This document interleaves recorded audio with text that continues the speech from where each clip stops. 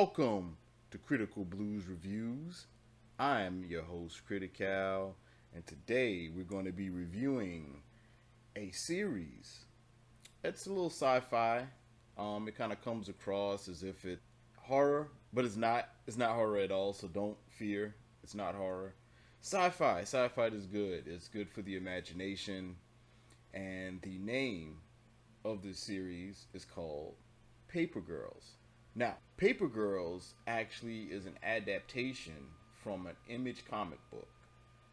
This Image comic book was created by Brian K. Vaughan, and they actually received the Eisenhower Award for Best New Series and Best Penciler and Anchor. So I think that's pretty good. The series dropped on Amazon Prime in July 29th, and it was a good look. I didn't see a trailer for it. I actually recall seeing the thumbnail on Amazon Prime when you're just going through the different categories of different movies, and they showed a new release, and I'm like, I just like how it looked. I saw the young sister in it, and I saw the other girls, and it kind of gave me, I didn't know what vibe it was going to give me. The way they looked, the way it looked, I thought it was going to be horror, and that's why I said, "Don't worry, it's not horror," because that's what I thought it was going to be. It was going to be horror, and I didn't get a chance to get around to watch it, and then when I finally did, so I just saw the after I saw the thumbnail one day, and I think it came back up again. So I went ahead and I decided, like, hey, let me go ahead and get into it. Let me see what this is about. And like I said, I thought it was horror, but it really wasn't. It was actually giving me Stranger Thing vibes at first, and then it totally went to a different direction. Yeah, let's go ahead and get into Paper Girls. The creator of Paper Girls, actually, the series was actually by Stephanie Folsom. She's the writer of Toy Story 4. I'm pretty sure many of you have seen Toy Story 4. She's also the writer of the new upcoming Lord of the Rings, might be coming out, I believe, in August or September, can't remember. Not big Lord of the Rings fan, but she actually wrote the Lord of the Rings, The Rings of Power, for those who are interested and eager to see that. She also wrote Star Wars Resistance. So for those, I mean, she has some artillery, you know what I'm saying, in those fingers, in the writing fingers or in the typing fingers, you know what I'm saying. She does her thing. The log line for this series: you have a young girl new to the neighborhood gets a newspaper job where she meets a ragtag group of three other paper girls, and they end up transported to the near future by accident while unknowingly engaging in a time war. That's some stuff, right? I know, I know. But the characters for this film, you have Erin Tiang, played by Riley Nillette. She played in Altered Carbon. I've seen a few episodes of those. I haven't really got locked in, but I'm pretty sure some of you might have heard of it. If not, and you like sci-fi, check it out. Good sci-fi series. And you have Tiffany Quilkin, played by Cameron Jones.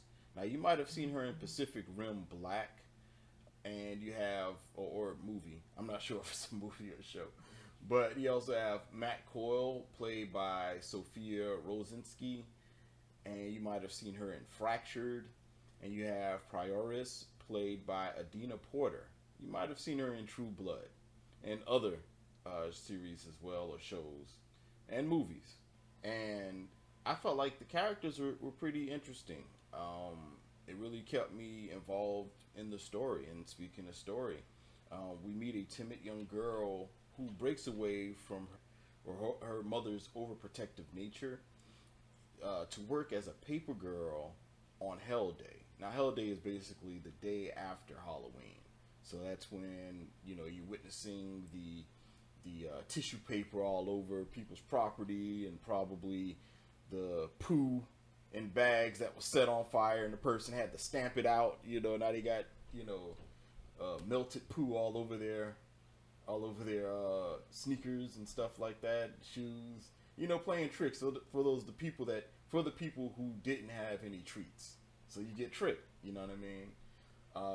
So yeah, Aaron meets Tiffany because of an almost turned violent dispute, customer dispute at that, where Tiffany gets Aaron out of trouble, and from that point they meet up with two other young ladies. One was a mal-mannered Mac Coyle, as her name, uh, and they find out about a bullying incident going on with these guys, and they go check it out, and they find their other member, Jay Brandman, and from that point they rescue her from a bullying situation, and they go off and they kind of get to know each other a little bit. They all do different routes, so they know of each other, but they're not friends yet.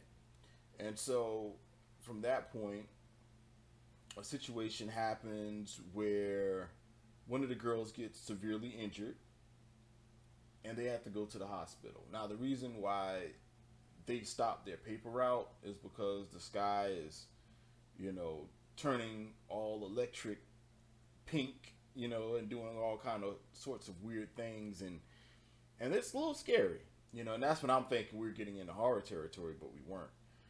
But an accident ensues, and from that point, the girls have to figure out a way to get to a hospital. And unfortunately, what stops them from getting to a hospital, they're kidnapped by some time soldiers. And while they got kidnapped by time soldiers, they're being chased by their opposing time soldiers.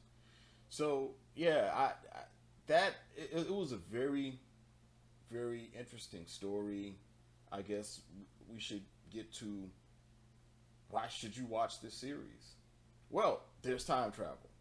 That time travel is always amazing, especially when done correctly. I feel like you, just like a zombie movie, you can't mess up a zombie movie unless you just suck.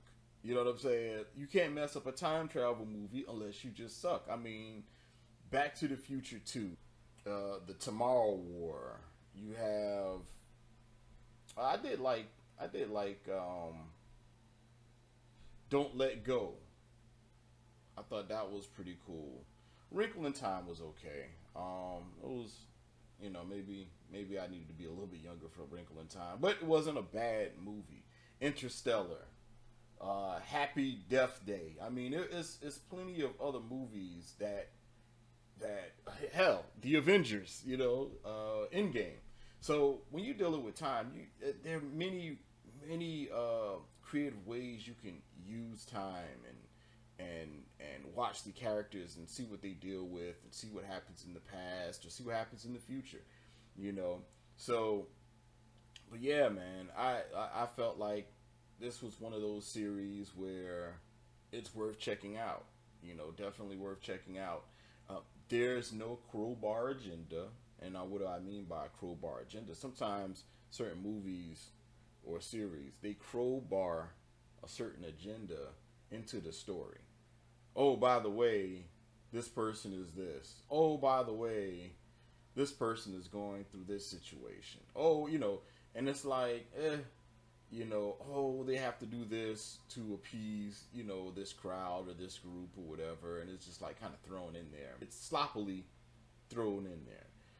This story, it's actually faded incorrectly. I feel like others, they'll do a bowl haircut. You know what I mean? It'll just be like you just put a bowl on top of a head and just go around it and be like you're finished.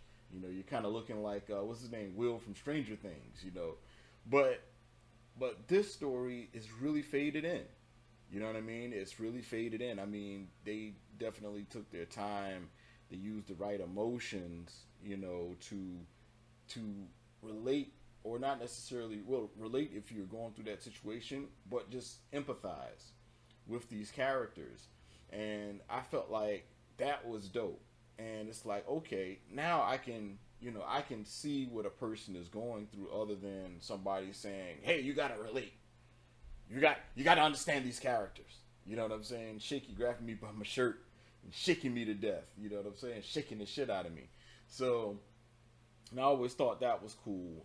And it feels organic, very organic how things are done in this film. The sisterhood it's great. It's no shaming. You know, sometimes when you have a sisterhood type situation, there's a lot of shaming that's involved. Like, we gotta shame men. I mean, it's a little bit of situations where it's like it's kind of weak, not for the show, because I'm pretty sure somebody has gone through it where there's dudes that bully women, that see groups of women and they just gotta bully them. I've seen a lot of movies that have that in there. I'm pretty sure that has happened. So you know, it's I get it. You know, but it's like I said, it's very organic. Um, it's no shaming. It's like, hey, it's a growing sisterhood of girls beginning to love each other and understanding each other and knowing each other. You know what I mean? There's like a community of young girls that I won't say a community. It's like only 4 or 5 of them, but it is 4 of them, I believe. So it's basically a small group of young girls that's basically raising each other through these situations and coming across themselves. You know, that's another thing. Imagine this. Imagine you as a 14-year-old. I believe in the comic books they're 12, but in the series they're 14. So imagine yourself as a 14-year-old step into the future and you see your 40-year-old self. A 14-year-old sees their 40-year-old self or late 30s version of themselves. Would you be happy? You know, would you like the direction that you're in, you know, as your elder self? And how would you feel as your elder self and your 14-year-old self doesn't agree with your lifestyle, doesn't agree with how you're handling your life and the decisions you made within your life, you know? So yeah, man, it's a lot to think about, and the cool thing about that is the sci-fi actually slows down. It's still sci-fi to be with your older self, but it slows down with the action. I'll say this: the action part of the sci-fi actually slows down, and I was hoping it would. It would slow down where we can understand and we can revel in the storyline of when it's slow paced and it slows down and when these characters try to understand each other. You know, like I enjoy that, and I was hoping because sometimes some stories don't let or the action won't let the story breathe. You know, I guess you could get it sometimes in movies because you got to get to the point. You got an hour to 2 hours to make your point. So, but with the action, it actually slows down for you and allows you to, you know, enjoy the story. Also, too, you know, the characters, very intriguing characters. You definitely want to follow these characters. Beauty in these friendships, these evolving friendships of these young women, young girls getting together and to understand one another. I mean, it's just a beautiful thing. And it's intriguing. These characters are so intriguing. I mean, the story sucks you in like a prostitute. I tell you what. It's like you don't want to go home. You know what I mean? Like I was watching this at the job and I couldn't stop. I couldn't stop watching it. I'm like, oh, this is too much, you know. But yes, I definitely, if you like sci-fi, if you like all girl cast, coming of age type, you know, story, and dealing with your future self or your past self, I definitely believe or I think that you should check this series out. Again, it's on Amazon Prime.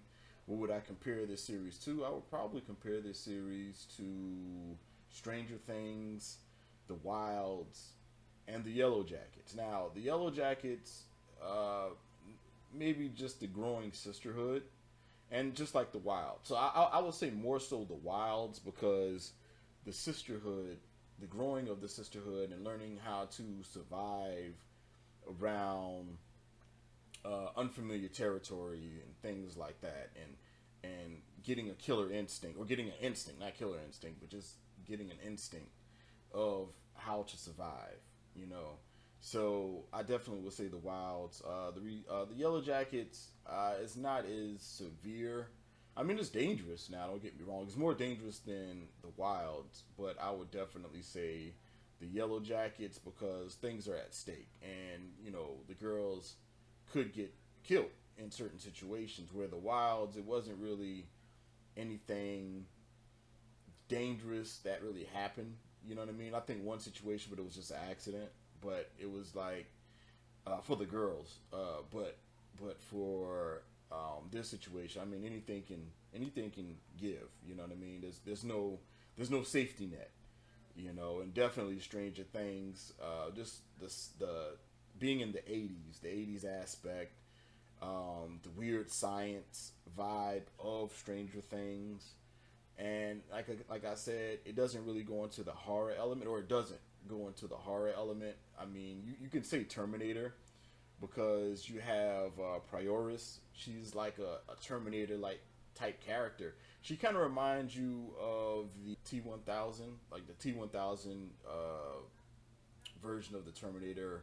Just how relentless the Terminator was, and like it would try to contact or get in contact with people from that was connected to the target, and it would take those targets out. You know what I mean?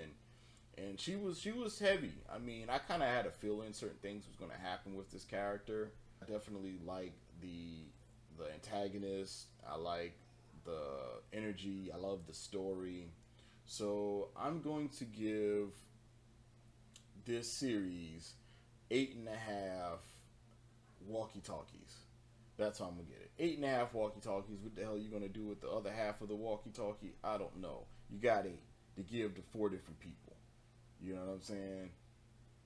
So there you go. But I am Critical, and we're gonna have some more reviews on the way, and that's why you should watch this series. All right, all right. Y'all stay tuned. Take care. One.